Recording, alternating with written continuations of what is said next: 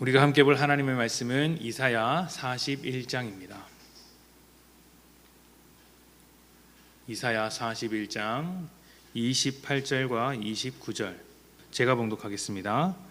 내가 본즉 한 사람도 없으며 내가 물어도 그들 가운데에 한 말도 대답할 좋은 자가 없도다. 보라, 그들은 다 헛되며 그들의 행사는 허무하며 그들이 부어 만든 우상들은 바람이요 공허한 것뿐이니라. 아멘. 살다 보면 참 많은 어려움이 찾아옵니다. 우리가 그렇게 기도하는 것도 어려운 일이 많기 때문이겠죠. 돈이라는 것은 항상 부족하고 시간이 갈수록 건강은 나빠집니다. 또 사람들과 잘 지내다가도 너무 쉽게 별것 아닌 문제로 틀어지는 경우도 많습니다. 내가 꿈꾸고 계획했던 삶과는 점점 멀어지는 것 같기도 합니다. 그럴 때마다 우리는 잘 해보려고 이겨내보려고 애를 쓰는데 또 그게 잘 안 되는 경우가 많습니다. 우리 자신의 한계를 느끼게 되는 순간이죠. 한계를 돌파하기 위해서 나름대로 해결책을 찾아봅니다. 가장 쉽게는 주변 사람들의 삶을 보면서 배울 것입니다. 나와 비슷해 보이지만 잘 사는 사람의 삶을 통해 해결책을 찾아보는 것이죠. 돈을 굴리는 법을 배우거나 건강에 좋은 음식이 무엇인지 찾아서 같이 먹자고 말합니다. 그런데 그게 잘 안 되는 경우가 많죠.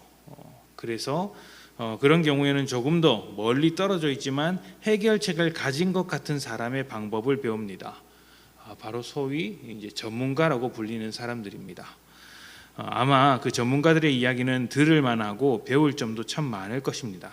그런데 그 전문가가 하는 이야기를 그대로 따라 살기에는 쉽지 않다는 것을 또 깨닫게 됩니다. 그들이 말하는 것을 내 삶에 그대로 적용해서 살기란 참 어려운 일이구나. 주변으로부터 해결책을 찾지 못하는 사람들, 그리고 사람으로부터 해결책을 찾지 못하는 사람들은 사람보다 큰 존재에게 해결책을 찾게 되는데 그것이 종교입니다. 그래서 거의 대부분의 종교는 사람의 삶에 어떤 해결책을 제시합니다. 무속신앙에서는 부적이나 구출하고 조금 더 고등 종교에서는 신의 마음에 들도록 도덕적인 삶을 살던가 기도를 열심히 하라고 요구합니다. 그러면 그 정성을 보고 그 삶을 보고 신께서 해결책을 내려주실 것이다 이야기를 하는 것이죠. 그런데 성경은 그 모든 노력들이 헛된 것이라고 합니다. 인간의 질문에 제대로 된 대답을 할 사람도 없고 해결책을 줄 어떤 신도 종교도 없다고 선언하는 것이죠. 그 모든 것들은 그저 부어 만든 우상에 불과하기 때문입니다. 사람의 손에서 태어난 거짓 신이더라는 것이죠. 수많은 종교와 신들이 거짓일 수밖에 없는 이유는 인간의 삶에 대한 진단이 잘못되었기 때문입니다. 진단이 잘못되면 해결책이 나올 수 없습니다. 종교들은 인간이 신에게 애를 쓰면 해결책을 준다고 합니다. 그런데 성경은요, 그런 해결책을 많이 가지고 있어도 절대로 삶이 달라지지 않을 것이라고 이야기를 합니다. 왜냐하면 문제의 핵심이 해결책에 있는 것이 아니라 인간 자체에게 있기 때문입니다. 금전적인 문제로 힘들어하는 사람에게 돈이 채워진들 평안을 얻지는 못합니다. 잠깐 여유를 참을 수는 있지만 그 삶이 지속적으로 영원히 평안한 삶에 들어가지는 않습니다. 어떻게 알 수 있을까요? 돈이 많은 사람의 삶을 보면 됩니다. 돈이 없는 사람의 입장에서야 돈만 있으면 모든 것이 해결될 것 같지만 돈을 많이 가진 사람은 그 인생에서 또 다른 짐을 지고 살아가더라는 것이죠. 사람은 언제나 해결되지 않은 어떤 문제를 안고 살아갑니다. 그것이 보이지 않을 뿐 누구에게나 그 문제가 있더라는 것이죠. 완벽하게 사는 것 같아도 그 순간뿐이고 언제든지 문제가 생기기 마련입니다. 성경은 그 모든 것을 인간이라는 존재 자체가 잘못되었기 때문이라고 이야기를 합니다. 그러니까 아무리 좋은 차를 타고 다니더라도 운전자가 잘못되어 있으면 사고가 나듯이 하나님과의 관계가 틀어진 죄인이기 때문에 어떤 해결책을 가지고 있어도 문제가 생길 수밖에 없다는 것이죠. 그래서 사람 자체를 바꾸지 못하는 종교는 모두 헛된 거짓에 불과합니다. 그렇다면 사람을 바꾸기 위해서는 어떻게 해야 할까요? 죄인이 노력한들 죄인이라는 한계에서 벗어날 수 있을까요?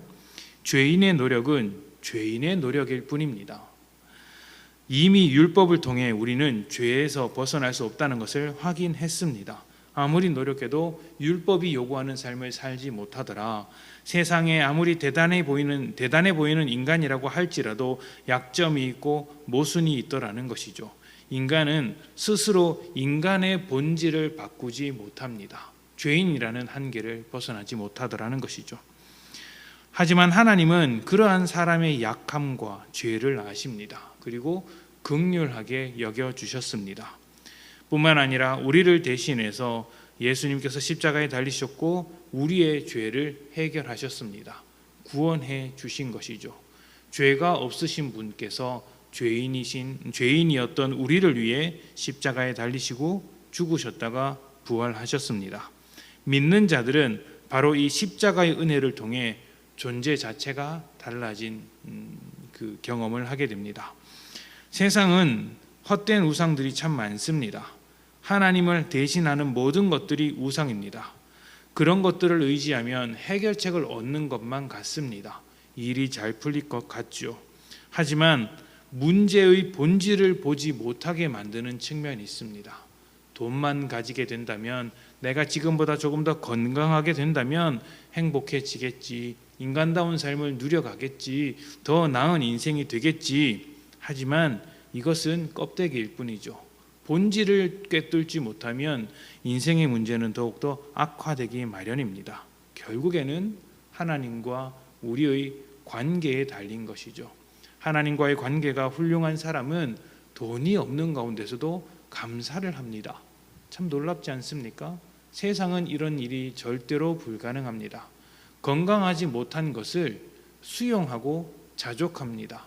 바울과 같은 경우에는 빠지지 않는 가시 때문에, 육체의 가시 때문에 그토록 기도했지만 하나님께서 응답해 주지 않자 그냥 그것을 그대로 인정을 했습니다. 그것이 내게 은혜다라고 말이죠.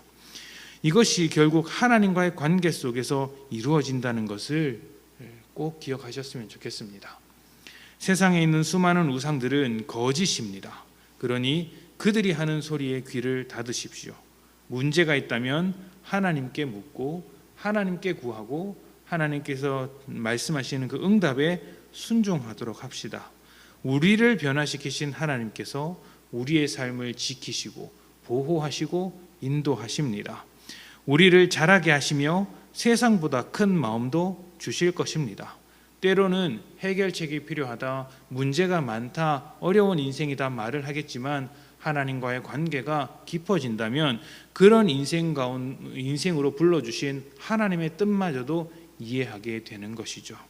하나님으로부터 모든 해결책을 찾고 모든 대답을 얻는, 세상의 헛된 우상을 따르지 않는 복된 성도님들이 되시기를 축복합니다. 함께 기도합시다.